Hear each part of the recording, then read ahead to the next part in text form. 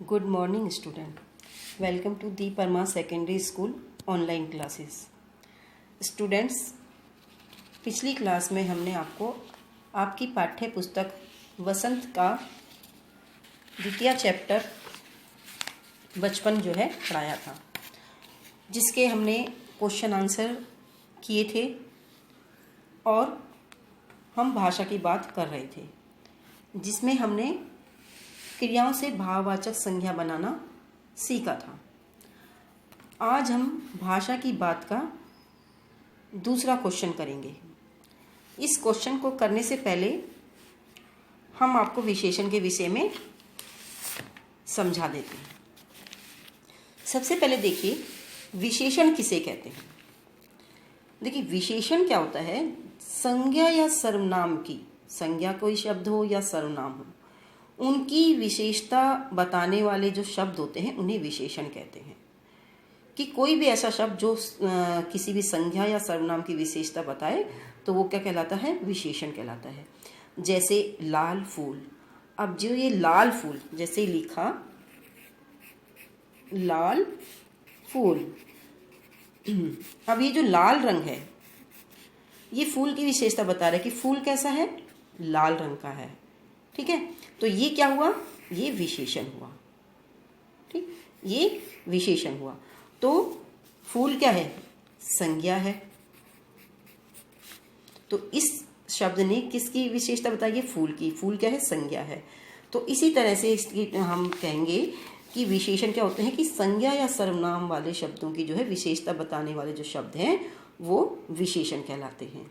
सफ़ेद ताजमहल, कि ताजमहल कैसा है, सफ़ेद. ठीक, तो ताजमहल की विशेषता बताई जा रही है कि ताजमहल कैसा है, सफ़ेद है. उसके बाद देखिए, ये तो बताया हमने कि लाल फूल, तो लाल क्या है, ये विशेषण है. ठीक है, और जिसकी विशेषता बताई जा रही है, किसकी विशेषता बताई जा रही है यहाँ पर, फूल की, तो ये क्या कहलाता है, विशेष्य कहलाता है. ठीक है, ये विशेष्य कहलाता है.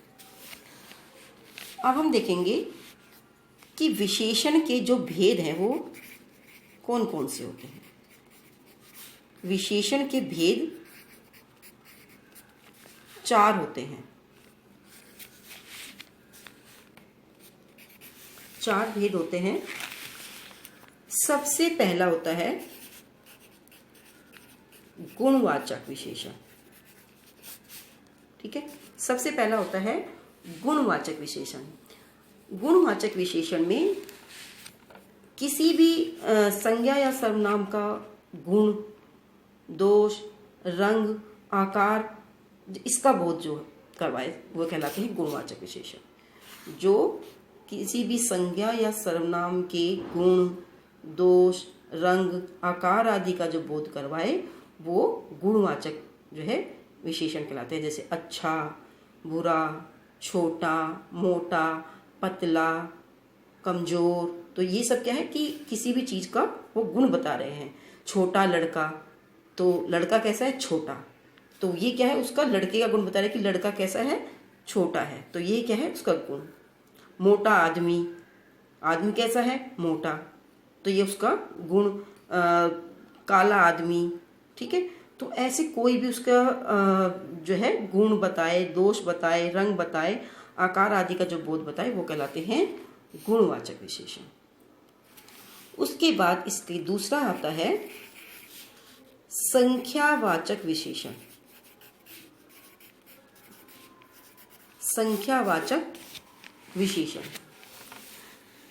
इन विशेषण शब्दों से जो मैंने बताया ना, जो विशेष्य, जिसकी विशेषता बताई, तो विशेष्य जो शब्द होते हैं उनकी संख्या का बोध है, या संज्ञा या सर्वनाम की संख्या का बोध हो. जैसे देखिए, नाम से भी आपको पता चल रहा है संख्यावाचक, कि जिन विशेषण शब्दों से संज्ञा या सर्वनाम की संख्या का बोध हो उन्हें संख्यावाचक विशेषण. जिनसे किसी भी, कोई भी संज्ञा शब्द है या सर्वनाम शब्द है, ठीक है, उनकी संख्या का बोध हो.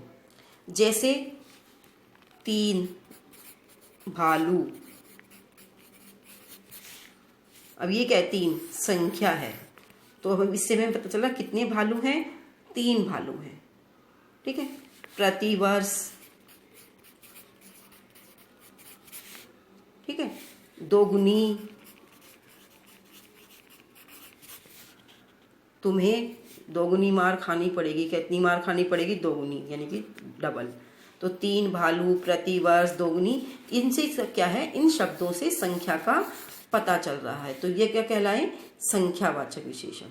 अब इसमें भी देखिए संख्यावाचक विशेषण के भी 2 भेद होते हैं। पहला होता है निश्चित संख्यावाचक। निश्चित संख्यावाचक जो विशेषण होते हैं वो क्या होते हैं कि जो विशेषण जो है विशेष्य की निश्चित संख्या का बोध करवाए। जिससे जैसे हमने यहाँ कहा 3 भालू, तो ये निश्चित संख्या है कि कितने भालू हैं, 3 भालू। तो ये निश्चित संख्या है कि हमने काउंट किए हैं कि 3 भालू हैं, तो ये क्या है, निश्चित संख्यावाचक। 5 घोड़े, ठीक है, 5 घोड़े, तो पता चल रहा है कि कितने घोड़े हैं, 5 घोड़े। 3 किलो आलू, 5 किलो प्याज, 1 दर्जन संतरे। तो इससे एक निश्चित संख्या का बोध हो रहा है कि कितनी चीज है, इतनी चीज है। दूसरा आता है इसमें संख्यावाचक में अनिश्चित संख्यावाचक। जिस विशेषण से जो विशेष्य की निश्चित संख्या का बोध ना हो।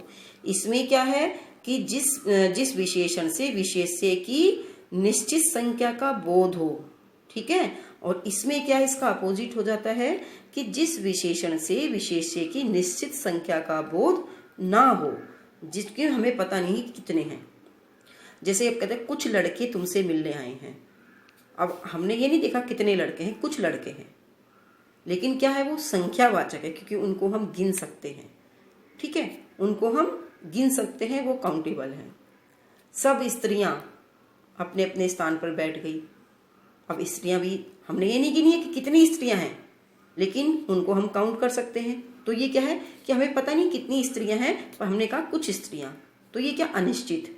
वो 10 भी हो सकती हैं, वो 5 भी हो सकती हैं, वो 15 भी हो सकती हैं, 20 भी हो सकती है, लेकिन संख्यावाचक क्यों है, क्योंकि हम उनको काउंट कर सकते हैं। थोड़े रुपए चाहिए, मुझे थोड़े रुपए चाहिए। अब ये नहीं पता, हमने ये नहीं कहा हमें 100 रुपये चाहिए, हमें 500 चाहिए, हमें 1000 चाहिए, बस हमने ये कहा कि थोड़े रुपए चाहिए। तो इससे क्या है, हमने निश्चित तरीके से अब अगर हम यहाँ कहते हैं कि 100 रुपये चाहिए, तो ये क्या हुआ, निश्चित संख्यावाचक। अब मैंने यहाँ कहा कुछ रुपए चाहिए, अब कितने चाहिए वो नहीं पता, ठीक है, तो ये हो गया अनिश्चित, ठीक है।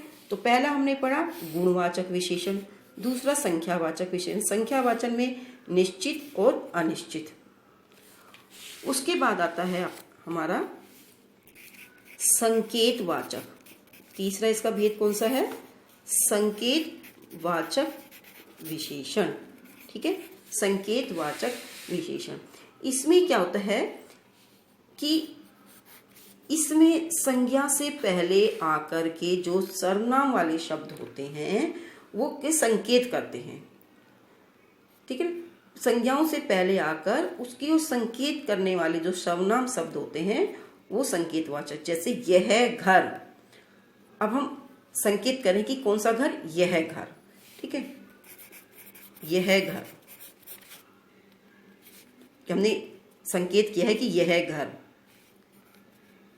वे लड़के, हम इशारा कर रहे हैं, संकेत करना मतलब बताना, ठीक है ना, संकेत किसी तरफ संकेत करना कि वे लड़के।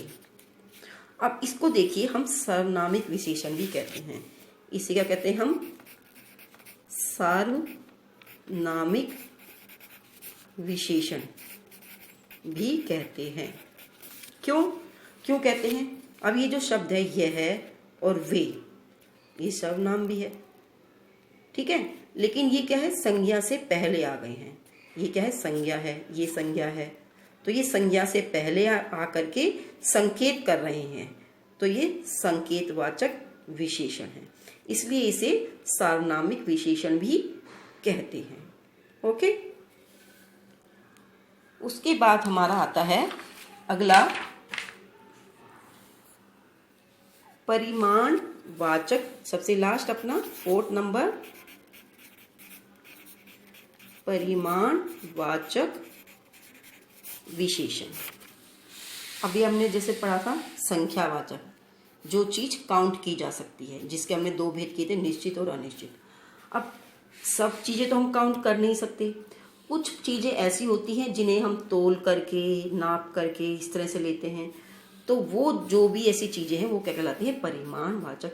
कि विशेषण जो है इसमें विशेष्य की मात्रा या परिमाण का बोध कराने वाले जो शब्द होते हैं, ठीक है। यहाँ हम काउंट नहीं करेंगे चीजों को, या हम उनको उसका परिमाण करेंगे कि तोलेंगे या नापेंगे। जैसे 1 लीटर दूध, अब इसको हम काउंट तो नहीं करते ना, क्या करते हैं, इसको लीटर में इस तरह से नापते हैं इसको, ठीक है। 3 मीटर कपड़ा, इसको भी हम नापते हैं।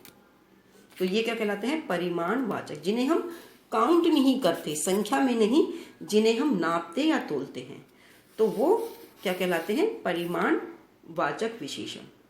1 लीटर दूध, 5 लीटर तेल, ठीक है, इस तरह से 3 मीटर कपड़ा, तो ये सब क्या है, परिमाणवाचक। अब इसमें भी जैसे हमने भी पढ़ा था ना, संख्यावाचक में निश्चित संख्यावाचक और अनिश्चित संख्यावाचक, इसमें भी इसके दो भेद होते हैं, निश्चित परिमाणवाचक। निश्चित परिमाणवाचक क्या होते हैं, जिसमें विशेष्य की निश्चित मात्रा का बोध हो। जैसे अभी मैंने बताया 1 लीटर, 3 मीटर, तो हमने एक निश्चित मात्रा का हमें पता है कि कितना, 10 किलो चीनी, ठीक है, 2 फूल, 250 ग्राम घी। तो इस तरह से हमने इसको तोला है, ठीक है। तो ये क्या है, 1 लीटर, 3 मीटर, ये क्या निश्चित है। इसका दूसरा हो गया अनिश्चित, जैसे जिसमें कि कोई निश्चित मात्रा ना दी गई हो, जिसमें कोई भी निश्चित मात्रा नहीं दी गई हो। जैसे मुझे थोड़ा सा दूध चाहिए, ठीक है। अब यहाँ क्या है, अनिश्चित।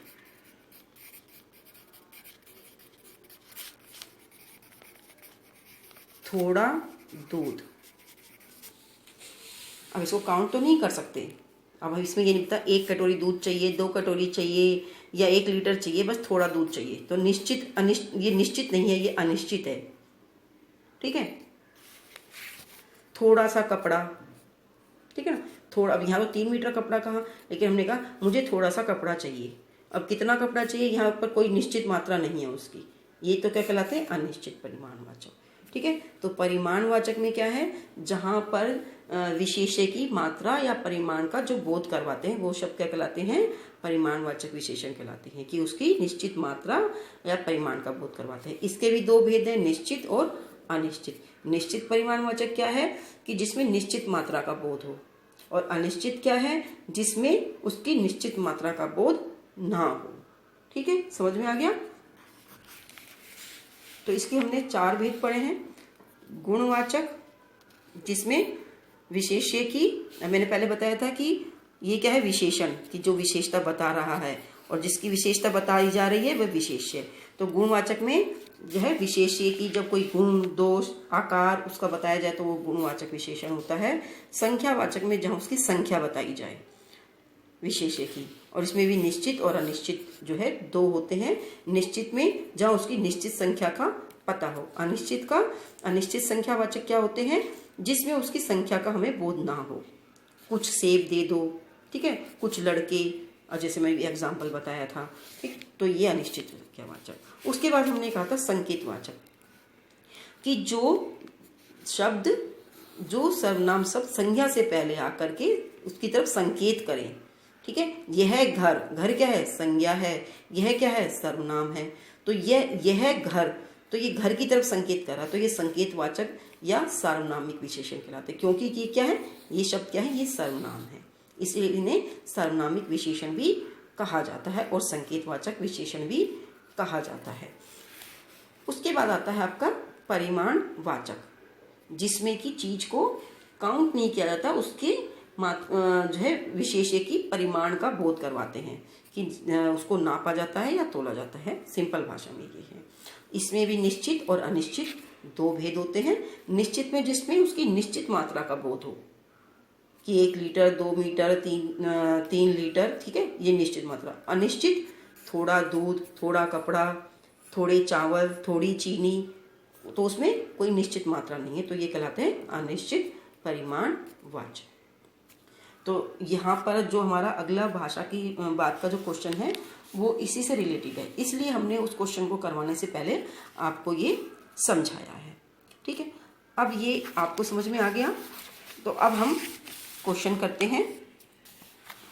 देखिए, 4 दिन, कुछ व्यक्ति, 1 लीटर दूध आदि शब्दों के प्रयोग पर ध्यान दो तो पता चलेगा इसमें 4, कुछ और 1 लीटर शब्द से संख्या या परिमाण का आभास होता है। मैंने अभी बताया था ना, 4 दिन संख्या का पता चल रहा है, कुछ व्यक्ति, ये क्या है, अनिश्चित संख्यावाचक, ठीक है, ये निश्चित संख्यावाचक।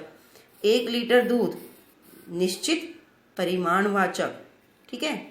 इसमें 4, कुछ और 1 लीटर, ये संख्या का और परिमाण का, क्योंकि लीटर क्या है, ये परिमाण है, परिमाण का आभास होता है, क्योंकि ये संख्यावाचक विशेषण है। ये क्या है, संख्यावाचक विशेषण है। इसमें भी 4 दिन से निश्चित संख्या का बोध होता है।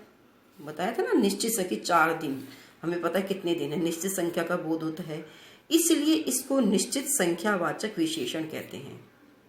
संख्यावाचक में भी कौन सा हो गया, ये निश्चित संख्यावाचक।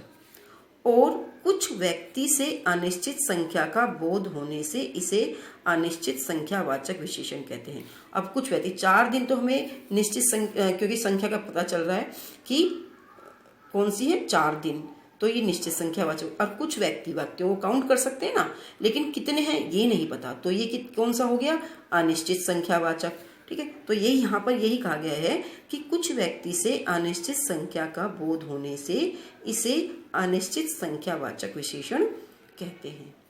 इसी प्रकार 1 लीटर दूध से परिमाण का बोध होता है। अभी हमने बताया था परिमाणवाचक विशेषण, तो वो क्या है, लीटर, मीटर, किलोमीटर, तो इससे जो है ये परिमाणवाचक सारे होते हैं, ठीक है। अब यहाँ पर है 1 लीटर, तो ये क्या है, परिमाण का बोध करवा रहा है, तो इसलिए इसे क्या कहेंगे, परिमाणवाचक विशेषण कहते हैं, ठीक है। समझ में आ गया, इससे पहले मैं समझा दिया आपको। अब यहाँ देखिए, अब तुम नीचे लिखे वाक्यों को पढ़ो और उनके सामने विशेषण के भेदों को लिखो। अब यहाँ देखिए, ये सेंटेंस दिए गए हैं, अब इसमें जो है आपको लिखना है ये कौन सा विशेषण है। मुझे 2 दर्जन केले चाहिए, कौन सा है ये, निश्चित संख्यावाचक, ठीक है ना, क्योंकि 2 दर्जन उनको हम काउंट कर सकते हैं, और तो कौन सा हुआ, निश्चित संख्यावाचक, ठीक। अब देखिए, इसमें 2 किलो अनाज दे दो। अब देखिए, जो अनाज है इसे हम क्या करते हैं, तोलते हैं, ठीक है। तो 2 किलो है ये, और हमें इसकी क्वांटिटी बताई गई है कि कितने किलो अनाज है, 2 किलो। तो ये क्या है, किलो के, क्योंकि नापा जा रहा है, तोला जा रहा है ये, तो ये क्या है, परिमाणवाचक है। और हमें बताया गया है कि कितने किलो, 2 किलो, तो ये कौन सा हो गया, निश्चित परिमाणवाचक, क्योंकि चीज़ को जब नापा और तोला जाता है तो वो परिमाणवाचक विशेषण होता है। और यहाँ हमें जो है बताया गया कि कितने किलो अनाज है, जो, तो ये निश्चित परिमाणवाचक विशेषण है, ठीक है। उसके बाद है कुछ बच्चे आ रहे हैं। अब देखिए, बच्चे क्या हैं, इन्हें हम गिन सकते हैं, ठीक है, इनकी संख्या हमें पता चल सकती है, लेकिन यहाँ हमें संख्या बताई नहीं गई है। कुछ बच्चे, अगर यहाँ तो 3 बच्चे आ रहे हैं, तो ये जो है तो संख्यावाचक, क्योंकि बच्चे हैं, तो यहाँ पर हो जाता कि निश्चित संख्यावाचक, लेकिन हमें यहाँ बताया नहीं गया है कि कितने बच्चे आ रहे हैं, तो ये क्या हुआ, अनिश्चित संख्यावाचक, क्योंकि बच्चे जो काउंट कर सकते हैं, चाहे वो कितने भी हैं, 50 है, 60 हैं, जितने भी बच्चे हैं उन्हें हम काउंट कर सकते हैं, लेकिन हमें यहाँ ये नहीं बताया गया, तो ये अनिश्चित संख्यावाचक विशेषण है। ठीक है, अनिश्चित संख्यावाचक विशेषण। ठीक है, उसके बाद आता है आपका सभी लोग हंस रहे थे। अब लोगों को भी हम गिन सकते हैं, इन्हें काउंट कर सकते हैं, लेकिन यहाँ ये नहीं बताएगा कितने लोग हैं, तो ये भी क्या है, अनिश्चित संख्यावाचक, क्योंकि हमें नहीं पता कितने लोग हंस रहे हैं, लेकिन लोगों को काउंट कर सकते हैं, तो यानी कि इनकी संख्या का पता चल सकता है, लेकिन यहाँ बताया नहीं गया, तो अनिश्चित संख्यावाचक। तुम्हारा नाम बहुत सुंदर है। नाम क्या है, संज्ञा। तुम्हारा क्या है, सर्वनाम। तो ये कौन सा हमने बताया था ना, कि जो सर्वनाम संज्ञा से पहले आकर के उसकी विशेषता बताते हैं, तो वो सार्वनामिक विशेषण या सांकेतिक विशेषण कहलाते हैं। तो किसका नाम, तुम्हारा नाम। तो यहाँ नाम की तरफ संकेत किया जा रहा है कि तुम्हारा नाम, तो यहाँ क्या है, या इसे सार्वनामिक विशेषण भी कह सकते हैं,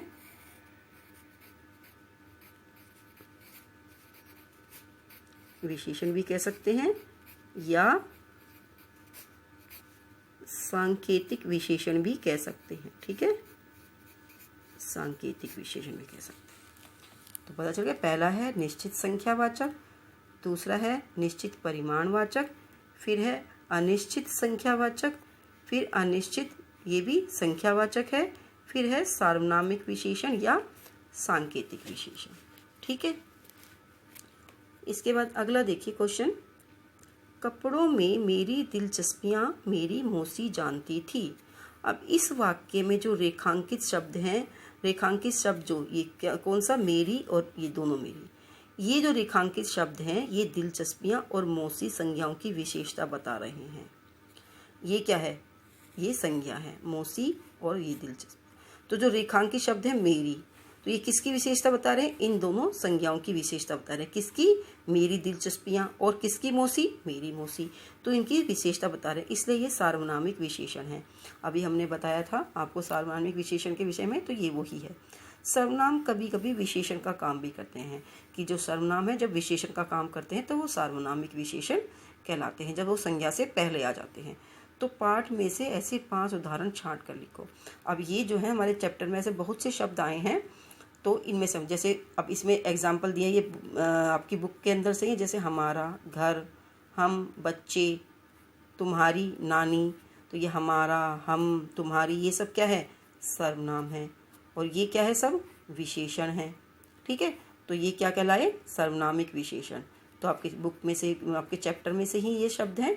तो ऐसे ही 3 शब्द जैसे ये हैं, और ऐसे ही आपको 2 और भी ऐसे शब्द जो है छांट करके और अपनी नोटबुक में लिखने हैं। ठीक है, तो ये सभी क्वेश्चन जो है आपको भाषा की बात में आपका ये क्वेश्चन और ये वाला 3rd question, 2nd, 3rd and ये सभी जो है आपके संस्मरण से ये चारों क्वेश्चन आपको अपनी नोटबुक में करने हैं। ठीक है, तो आपको समझ में आ गया होगा। Okay students, thank you and have a nice day.